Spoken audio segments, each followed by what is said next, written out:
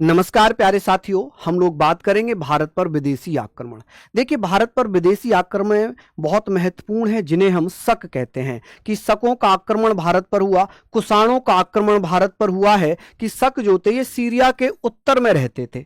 शक जो थे, जिसे सीथियन कहा गया है, कि ये कहाँ रहते थे? सीरिया के उत्तर में रहते थे और बोलन दर्रे से भारत आए थे। किससे? बोलन दर्रे से भारत आए थे।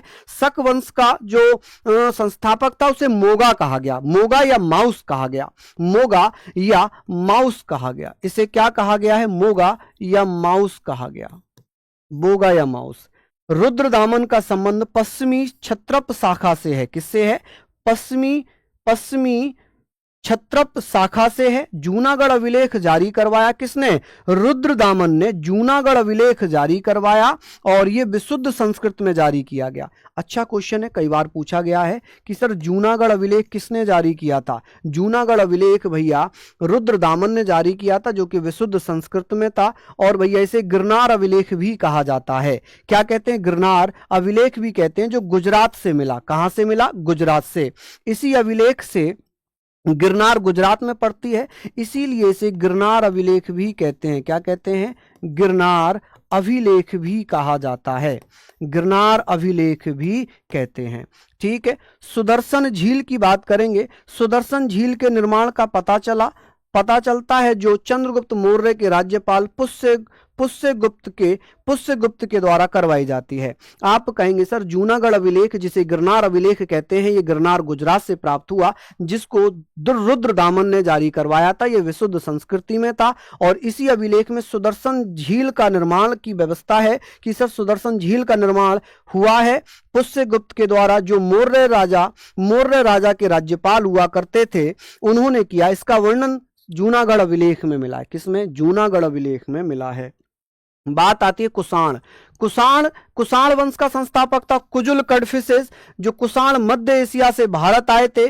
कुजुल कडफिसेस का उत्तराधिकारी था बिम कडफिसेस, जिसका वास्तविक संस्थापक माना गया। ठीक है, कुषाण वंश का वास्तविक संस्थापक बिम कडफिसेस है, जबकि कुषाण वंश का संस्थापक कुजुल कडफिसेस है। कुषाण जो है भारत मध्य एशिया से आए हैं। ये यूची जनजाति से संबंधित थे। किससे? यूची जनजाति से संबंधित थे। बिम कडफिसेस ने सोने के सिक्के चलाए, जिसे द्विभाषा मुद्रा कहा गया। ठीक है कि भैया सोने के सिक्के चलाए, जिसे द्विभाषी मुद्रा भी कहा गया, क्योंकि इसमें दो भाषाएं लिखी थी, एक यूनानी लिपि में और एक खरोष्टी लिपि में। कि भैया कुषाण वंश में कौन था जिसने सोने के सिक्के चलाए थे? जिसने सोने के सिक्के चलाए थे। आप कहेंगे सर बिम कडफिसेस ने सोने के सिक्के चलवाए, जिन्हें द्विभाषी मुद्रा कहा गया। ये एक यूनानी लिपि में थे, खरोष्टी लिपि में थे। बिम कडफिसेस जो कुषाण वंश का वास्तविक संस्थापक था, इनका कुषाणों का संबंध यूची जनजाति साथ था, जो चीनी सीमाओं पर निवास करते थे। कहां पर? चीनी सीमाओं पर निवास करते थे। ठीक है, आप कहेंगे सर कुषाण मध्य एशिया से भारत आए थे। ठीक है, इनका संस्थापक कुजुल कडफिसेस था।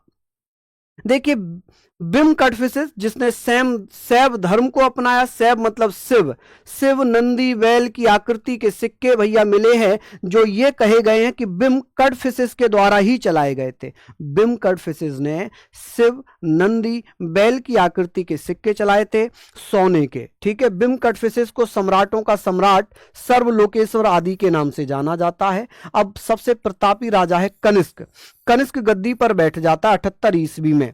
देखिए, खेटक अभिलेख में कनिष्क के बिम कडफिसेस का पुत्र होने से पता चलता है कि सर जो खेटक अभिलेख है, इसमें यह पता चला कि कनिष्क बिम कडफिसेस का पुत्र था। कनिष्क ने दो राजधानियां बनाई, एक पुरुषपुर जो पेशावर।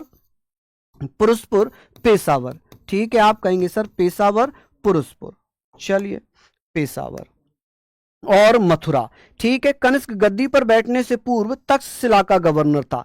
कि बिम कडफिसेस ने जब कनिष्क को कहां का गवर्नर बनाया था? जब भैया बिम कडफिसेस खुद शासन कर रहा था, तो उसे तक्षशिला का गवर्नर बनाया।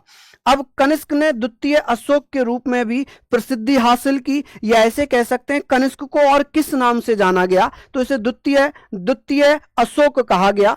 गांधार कला मथुरा कला का विकास कनिष्क के शासन काल में हुआ। कि गांधार कला और मथुरा कला का विकास किसके शासनकाल में हुआ है? तो आप कहेंगे सर कनिष्क के शासनकाल में हुआ। किसके?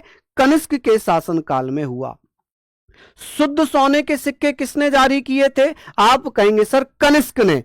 कनिष्क ने ही शुद्ध सोने के सिक्के जारी किए, जिसमें सूर्य देवता और हेलियोक्विज का प्रतीक माना गया। यानी कि जो सिक्के थे वो सूर्य देवता को समर्पित कह सकते हैं या हेलियोक्विज के प्रतीक के रूप में जारी किए थे। इसके दरबारी राजनीतिक कवि एवं लेखक थे अश्व घोष। अश्व घोष ने क्या लिखा है बताइए? अश्व घोष ने क्या लिखा है जल्दी से बता दीजिए। नागार्जुन, नागार्जुन जिन्होंने शून्यवाद का जनक माना गया, सापेक्षता का सिद्धांत इन्होंने दिया। ठीक है, सापेक्षता का सिद्धांत कह लें, शून्यवाद का जनक कह लें, नागार्जुन को माना गया। और नागार्जुन किसके दरबार में थे? कनिष्क के दरबार में थे। किसके? कनिष्क के दरबार में थे। तो ये चीजें आप लोग पढ़ते रहिए, मेहनत करते रहिए, सफलता निश्चित मिलेगी। क्योंकि जो चीजें आपको बुक में दी गई हैं और जो बच गई हैं, जो महत्वपूर्ण है, उन्हें हम वीडियो के माध्यम से कवर कर रहे हैं। चलिए, बहुत बहुत धन्यवाद। नमस्कार।